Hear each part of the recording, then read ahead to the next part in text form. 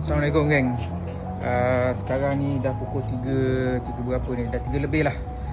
Cuaca tadi ya Allah, panas sangat lah dekat dengkil. Saya dekat dengkil ni, hari ni saya ambil cuti, berada di rumah di dengkil. Dan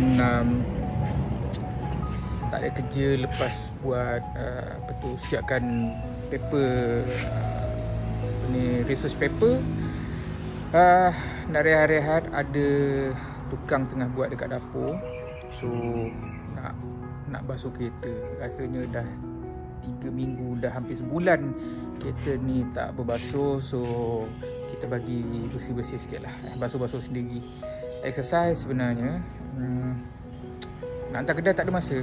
Okay, itu bukan alasan, tu memang dia tak ada masa. Dan just nak relax-relax lah.